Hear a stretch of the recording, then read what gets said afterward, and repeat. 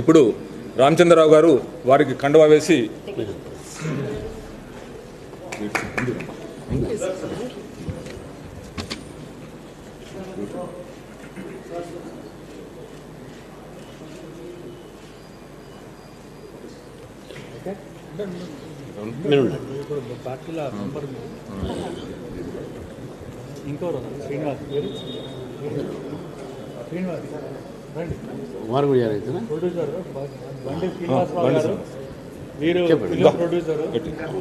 అనేక సినిమాల్లో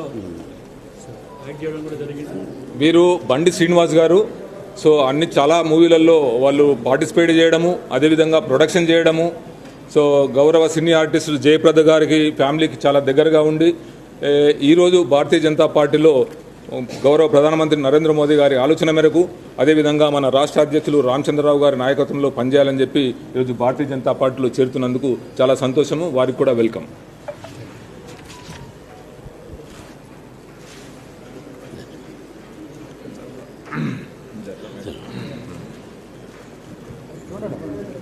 ఈరోజు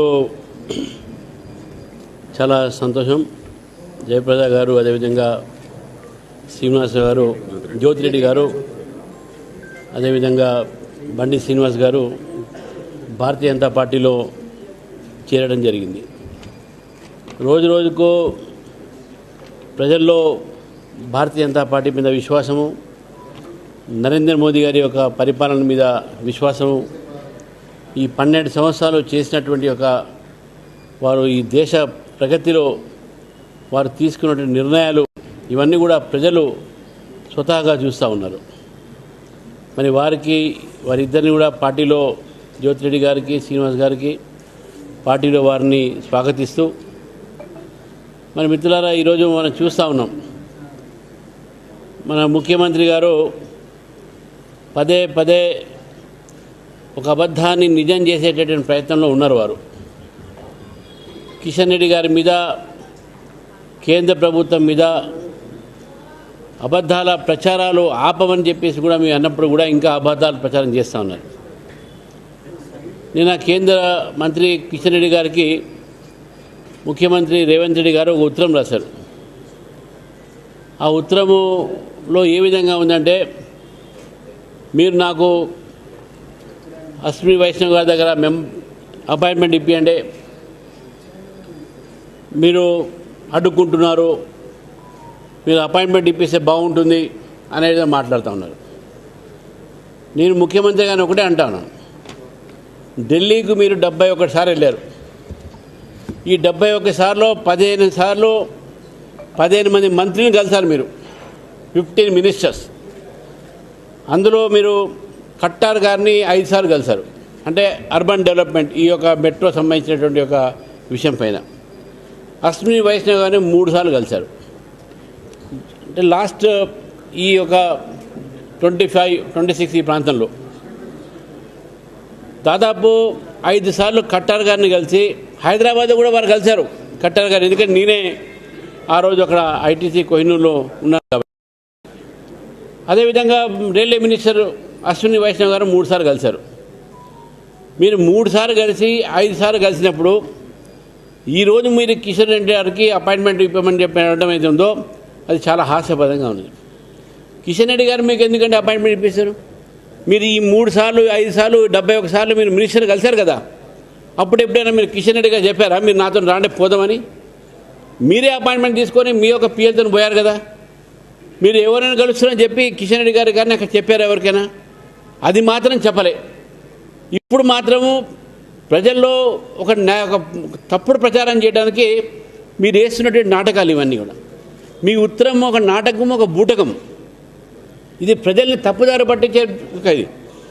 మీకు 2.5 సంవత్సరాలే మీకు పరిపాలనకు అవకాశం ఇస్తే మీ పరిపాలన వైఫల్యము ఒక్క అంశం కూడా మీరు 6 గ్యారంటీలు ఇచ్చినాడు ఒక్కడు కూడా పూర్తి చేయలేకపోతే, ప్రజలు ప్రశ్నిస్తే పరిస్థితులు ఉంటే, ప్రజలు మీకు ఎదురు తిరిగే పరిస్థితులు ఉంటే, విద్యార్థులు మిమ్మల్ని ఎదురు తిరిగే పరిస్థితులు ఉంటే, స్టూడెంట్స్ స్కాలర్షిప్స్ రాక, ఫీ రీఎంబర్స్మెంట్ లేక, బోధన చేయడానికి ప్రొఫెసర్లు లెక్చరర్స్ లేక, టీచర్లు అపాయింట్మెంట్ లేక, స్కూల్స్ మూతపడేటువంటి ప్రయత్నంలో ఆ ఒక ప్రయత్నాలు జరుగుతూ ఉన్నాయి. స్కూల్స్ మూతపడి ఇవన్నీ కూడా ప్రజల మీ యొక్క పరిపాలన లోపాలని దారి మళ్లించడానికి ఈ యొక్క కొత్త అంశాన్ని తీసుకోవడం జరిగింది. భారతీయ జనతా పార్టీ హైదరాబాద్ నగరాన్ని డెవలప్మెంట్ చేయడానికి మేము పూర్తిగా కట్టుబడి ఉన్నాము. అసలు కాంగ్రెస్ పార్టీకు ఇన్ఫ్రాస్ట్రక్చర్ మీద కానీ డెవలప్మెంట్ మీద కానీ ఎప్పుడు కూడా ఇంట్రెస్ట్ లేదు. వాళ్ళకు దాని మీద ఎప్పుడు కూడా వారికి శ్రద్ధ కూడా లేదు. నేను ఒకటే మీ అందరికీ తెలియజేస్తా ఉన్నాను.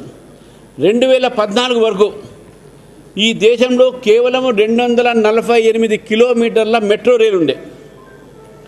2014 వరకు కాంగ్రెస్ పరిపాలన సమయంలో ఈ దేశంలో కేవలం 248 కిలోమీటర్ల మెట్రో ఉన్నది. దాని తర్వాత 2014 తర్వాత నరేంద్ర మోదీ గారు వచ్చిన తర్వాత ఈ రోజు వరకు 2026 వరకు 1155 కిలోమీటర్లు మెట్రో ఈ దేశంలో నిర్మాణం అయింది. అంటే భారతీయ జనతా పార్టీ ప్రభుత్వం వచ్చినప్పుడల్లా ఇన్ఫ్రాస్ట్రక్చర్ డెవలప్మెంట్ మేము చేసినాం. ఇన్ఫ్రాస్ట్రక్చర్ డెవలప్మెంట్లో వాజ్పేయి గారు కానీ మోదీ గారు కానీ వారికి ఉన్నటువంటి ఒక బీజేపీలో రాష్ట్రాల్లో పరిపాలన ఒక అనుభవంతో ఈరోజు ఇన్ఫ్రాస్ట్రక్చర్ డెవలప్ చేస్తూ ఉన్నారు. కాంగ్రెస్ పార్టీకి ఇన్ఫ్రాస్ట్రక్చర్ డెవలప్ చేసే వారికి ఆ ఒక అనుభవం లేదు. వాళ్ళకి అనుభవం ఉన్నది స్కాములు చేయడం వరకే. కోట్లాది రూపాయలు ఎట్లా తీసుకోవాలి అంతవరకే వాళ్ళకి తెలుసు. స్కాముల వరకే అనుభవం ఉంది వాళ్ళకు. డెవలప్ చేయాలేటం లేదు. ఎందుకు ఈ మాట అంటున్నానంటే మీరు కమిషన్లకు స్కామ్లకు ఎంత మరిగిందంటే ఏ విధంగా మన ప్రాజెక్టు అప్లై చేయాలని కూడా మీకు తెలియదు. మెట్రో రైలు ప్రాజెక్టులో ఏ రోజు కూడా కేంద్ర ప్రభుత్వం మంత్రులు కానీ ఎప్పుడు కూడా దీన్ని అడ్డుకోలేదు, మీకు ఇవని అని అనలేదు. మీరు డిపిఆర్తో పాటు ఫీజిబుల్ ఒక రిపోర్ట్ ఉంటుంది. ఆ ఫైనాన్షియల్ ఫీజిబుల్ రిపోర్ట్ మీరు ఈ వరకు కూడా సబ్మిట్ చేయాలి. మీరు ఇవ్వలే. మీరు ఇవ్వకుండా ఈరోజు ప్రజలతో అబద్ధాలు ఆడుతూ ఉన్నారు. కిషన్ రెడ్డి గారు అడ్డుకుంటుంది. మీరు ఎందుకు ఇవ్వలేదంటే ఫైనాన్షియల్ ఫీజిబుల్ సర్టిఫికేట్. తర్వాత కేంద్ర ప్రభుత్వం దగ్గర మీకు రావాల్సినటువంటి ఒక 13,000 కోట్ల రూపాయలు మెట్రోకి అవుతుందో మీరు దాన్ని మీకు ఉన్నటువంటి రుణాలను తీరుస్తా అంటే అది కాదు. మీరు ఆలోచించండి. O&M అంటే ఆపరేషన్ అండ్ మెయింటెనెన్స్ దీని మీద కొద్దిగా శ్రద్ధ పెడితే బాగుంటుందని చెప్పేసి కేంద్ర ప్రభుత్వం మీకు సలహా ఇచ్చారు. ఆ సలహా మీకు నచ్చక మరి ఇందులో మాకు ఏం మిగులుతుందో అనే బహుశా అనుమానం మీకు ఉండొచ్చు. కాబట్టే ఈరోజు మీరు కేంద్ర ప్రభుత్వం మీద ముఖ్యంగా రైల్వే మినిస్టర్ మీద కిషన్ రెడ్డి గారి మీద మీరు ఈ యొక్క అభండాలు వేస్తూ ఉన్నారు. ఇది పొరపాటు. నేను తెలంగాణ ప్రజలకు ఒకటే చెప్తా ఉన్నాను. 4 సార్లు 3 సార్లు రైల్వే మంత్రిని 5 సార్లు అర్బన్ డెవలప్మెంట్ మంత్రిని కలిసినటువంటి వ్యక్తి, ప్రధానమంత్రితో కూడా చాలాసార్లు కలిశారు. మరి అటువంటి వ్యక్తి ఈరోజు ఒక మంత్రిని కలవాలంటే మళ్ళీ కిషన్ రెడ్డి గారి సహకారం కావాలా? అంటే మీ లోపాలని మీరు దాచుకోవడానికి కిషన్ రెడ్డి గారి మీద వేస్తున్నారు. తెలంగాణ ప్రజల మీ మీద ఉన్నటువంటి ఆక్రోశాన్ని, కోపాన్ని దారి మళ్లించే ప్రయత్నంలో ఇవన్నీ కూడా మీ నాటకాలు. దయచేసి రేవంత్ రెడ్డి గారు మీరు చాలా పెద్ద మాటగారిని నేను ఒప్పుకుంటా, దాని విషయంలో డౌట్ లేదు. కానీ ఈ మధ్య మాటగారితో పాటు మీరు అబద్ధాలు కూడా దాంట్లో కూడా ప్రావీణ్యం పొందారు. ఈరోజు PhD ఇవ్వాల్సిన అవసరం ఉన్నది మీకు కూడా. గోబెల్స్ ప్రచారంలో ఇంత ప్రచారమా? అబద్ధాల ప్రచారమా? మీ లోపాలు పెట్టుకొని మీ చాతగానతనాన్ని ఈరోజు మా మీద రుద్దే ఎట్లండి? మెట్రో తెచ్చిందే మేము. మెట్రోకు శాంక్షన్ ఇచ్చిందే మేము. మెట్రో ఇనాగ్రేట్ చేసిందే నరేంద్ర మోదీ. ఫేజ్ 2, ఫేజ్ 3 కూడా ఈరోజు ఒప్పుకున్నదే మేము. మీకు చాతగాత కాకపోతే కిషన్ రెడ్డి గారి మీదనో బీజేపీ మీదనో ఎందుకంటే మీరు యొక్క అబండాలు చేస్తారు? అబద్ధాలు ఎందుకు మాట్లాడుతూ ఉన్నారు? నేను ఇప్పుడు కూడా చెప్తా ఉన్నాను. మీరు ఫైనాన్షియల్ ఫీజిబిలిటీ రిపోర్ట్ మీరు కేంద్ర ప్రభుత్వానికి ఎందుకు ఇవ్వలేదు? మీరు DPR ఇచ్చిన తర్వాత మీకు ఏదైతే సలహా మీకు రిలీజ్ చేసే ముందు కేంద్ర ప్రభుత్వం ఇచ్చినటువంటి సలహా మీరు O&M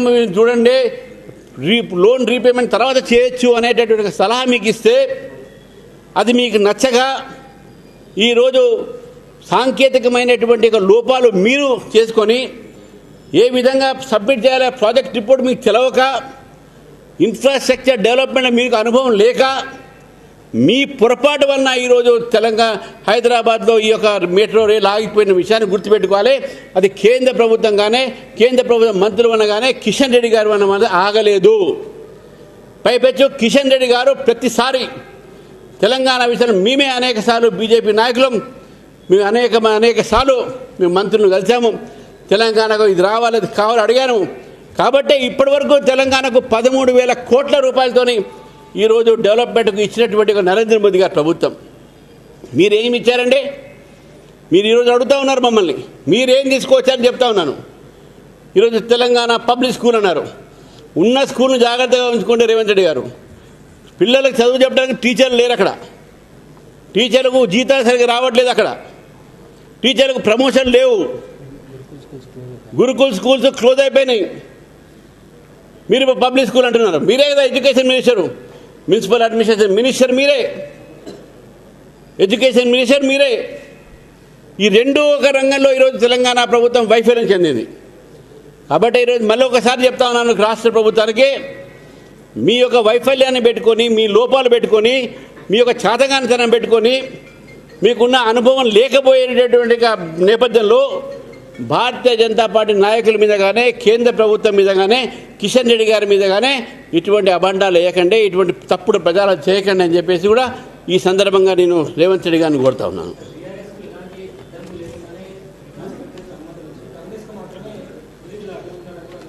మేమేమన్నాం, 2048 కిలోమీటర్లు 2014 వరకు ఉండే, 1115 కిలోమీటర్లు, 155 కిలోమీటర్లు మా సమయంలో మేము 12 సంవత్సరాలు ఇచ్చినాము. అందులో తెలంగాణ కూడా ఆ రోజు మేము ఇచ్చినాము. తెలంగాణలో కూడా బీఆర్ఎస్ ప్రభుత్వం కన్నా ముందే రాజశేఖర రెడ్డి గారు ఉన్నప్పుడే మెట్రో స్టార్ట్ అయింది. బీఆర్ఎస్ ఇంకా ఒక విధంగా చెప్పాలంటే టీఆర్ఎస్ కూడా దాన్ని చాలాసార్లు అడ్డుకున్నది కూడా. ఎల్ఎన్టీ దాన్ని గొడవ పెడి, మీకు తెలుసు, మీకు అసెంబ్లీ ముందు ఆ లైన్ కోసం చాలా వరకు ఇదైంది. ఆ రోజు కూడా మేము డిమాండ్ చేసినాం, ఫలక్ను మా దాకా తీసుకోపోండి అని చెప్పేసి. కేంద్ర ప్రభుత్వం ఒప్పుకున్నప్పుడు కూడా టీఆర్ఎస్ పార్టీ ఒప్పుకోలే. కాబట్టి ఏదో బీఆర్ఎస్కి ఇచ్చింది వీళ్ళకి ఇచ్చింది అని కాదు. గతంలో అన్ని అహ్మదాబాద్ కానీ, ఇతర ప్రాంతాలు కానీ, ఇతర ఒక సంబంధించినటువంటి స్టేట్స్ కానీ వాళ్ళ డిపిఆర్, ఫైనాన్షియల్ ఫీజిబుల్ రిపోర్టు, ఓఎండ్ఎం అంటే ఆపరేషన్ అండ్ మెయింటెనెన్స్, ఈ సంబంధించినటువంటి ఒక రిపోర్ట్స్ వారు ఇవ్వడం జరిగింది. కేంద్ర ప్రభుత్వం ఉన్నటువంటి ఒక గైడ్లైన్స్ ప్రకారం వాళ్ళు నడిచారు కాబట్టి అక్కడ శాంక్షన్ అయ్యింది.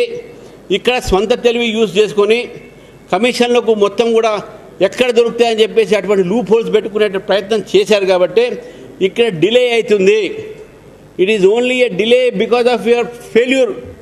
ఇది నాట్ రిజెక్షన్. ఇది గుర్తుపెట్టుకోవాలి, ఇది రిజెక్ట్ కాదు. ఈరోజు కూడా ఓఎండ్ఎం ఫస్ట్గా మీరు చూసుకోండి, మీరు లోన్ రీపేమెంట్ తర్వాత చేయొచ్చు అనేటువంటి ఒక సలహా వారికి ఇచ్చిందా లేదా కేంద్ర ప్రభుత్వం ఒకసారి అడగమని రేవంత్ రెడ్డి గారిని మీరు అడగండి. కాబట్టి బీఆర్ఎస్ అప్పుడు క్లియర్ చేశారు, అహ్మదాబాద్ క్లియర్ చేశారు. ఇవన్నీ సాకు ఇది. మీరు మీ వైఫల్యం చెందినప్పుడు ఎవరో మీద దోసేయటమే తప్పు. మిమ్మల్ని అడుగుతాను, ఎందుకు ఇవ్వలేదండి financial feasible report? Why are not accepting for operation and maintain O and M ఎందుకు ఒప్పుకోవట్లేదు మీరు? ఇది అసలు పొరపాటు, ప్రజలకు చెప్పట్లేదు వాస్తవానికి. ఈ వాస్తవాలన్నీ కూడా ప్రజలకు తెలవాలి. రేవంత్ రెడ్డి గారి వారికి ఉన్నటువంటి ఒక టాలెంటు కేవలం మాటలే. అందులో ఈ మధ్య అబద్ధాలు నేర్చుకుని అబద్ధాలు మాటలు తోని తెలంగాణ ప్రజలను తప్పుదారి పట్టించే ప్రయత్నం చేస్తూ ఉన్నారు. పైగా రేవంత్ రెడ్డి గారు ఈ ప్రచారం ఎందుకు చేస్తున్నారంటే ఎక్కడ పోయినా ప్రజలు వారిని ప్రశ్నిస్తున్నారు. మా రైతు భరోసా ఏమైంది? మా ధాన్యం ఎందుకు కొనట్లేదు? రైతులు వ్యతిరేకమయ్యారు. కాబట్టి ఏ విధంగా భారతీయ జనతా పార్టీ బద్నాం చేయాలి? విద్యార్థులకు ఫీ రీఎంబర్స్మెంట్ ఇవ్వలేకపోతున్నాము, 6 గ్యారంటీలు మేము నిర్వహించలేకపోతున్నాము, 420 వాగ్దానాలు మేము పూర్తి చేయలేకపోతున్నాం, పెన్షన్లు ఇవ్వలేకపోతున్నాం, రిటైర్డ్ వాళ్ళ పర్సన్స్ అందరూ సూసైడ్ చేసుకుంటున్నారు, ఆత్మహత్య చేసుకునే పరిస్థితి ఈరోజు రాష్ట్రంలో ఉంది. వీటన్నిటిని కూడా ప్రజల్ని డైవర్ట్ చేయడానికి divert politics, diversion politics of Congress party. అంతేగాని హైదరాబాద్కు మెట్రో వస్తుంది, మీకు చేత కాకపోతే చెప్పండి, వచ్చే అధికారం మాది కాబట్టి మేము తీసుకొస్తాం కూడా చెప్తా ఉన్నాను నేను. అన్ని ప్రాంతాలకు తీసుకుపోతాం, అతి ఎక్కువ ప్రాంతాలకు మేము తీసుకుపోతాం మెట్రోని. ఇప్పుడు చెప్పండి మీకు చేత కాకపోతే. మీ ఓల్డ్ సిటీ తీసుకుపోతాం, నార్త్ మెడ్చల్ వైపు తీసుకుపోతాం, దూరం దూరం దాకా తీసుకుపోతాం. మాకు కూడా అనుభవం ఉన్నది. మేము ఈ యొక్క దేశంలో 70 ఎయిర్పోర్ట్లు ఉంటే 150 ఎయిర్పోర్ట్లు తీసుకొచ్చిన 12 సంవత్సరాల్లో. 248 కిలోమీటర్స్ 1,155 కిలోమీటర్లు మెట్రో తీసుకొచ్చినాం. మేము జాతీయ రహదారులు ప్రతిరోజు 68 కిలోమీటర్లు మేము వేస్తూ ఉన్నాం. మీ అప్పుడు కేవలం 16 కిలోమీటర్లు వేసేది. రైల్వేస్ కొత్త కొత్త రైల్వేస్ తీసుకొచ్చినాం, 5 వందే భారత్ తీసుకొచ్చినాం. మొత్తం దేశంలో ఈరోజు బ్రాడ్ గేజ్ అయిపోయింది. కొన్ని హిల్ రీజన్ తప్ప కొన్ని మేము చేసాం. ఈ 12 సంవత్సరాలు మీరేం చేశారు? మీరు కమిషన్లు తీసుకున్నారు, స్కాములు చేశారు, 2G స్కామ్ చేశారు, అగస్టా హెలికాప్టర్ స్కామ్ చేశారు, సబ్మరీన్ స్కామ్లు చేశారు. ఇక్కడ కూడా మీకు స్కామ్ల మీద స్కామ్లు ఉన్నాయి. ధన్యవాదాలు.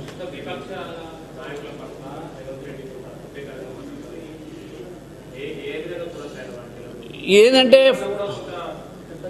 ఇది ఫ్రస్ట్రేషను. ఇప్పుడు వ్యంగ్యంగా మాట్లాడితే మాకేం అభ్యంతరం లేదు, కానీ ఫ్రస్ట్రేషన్తో మాట్లాడుతున్నారు.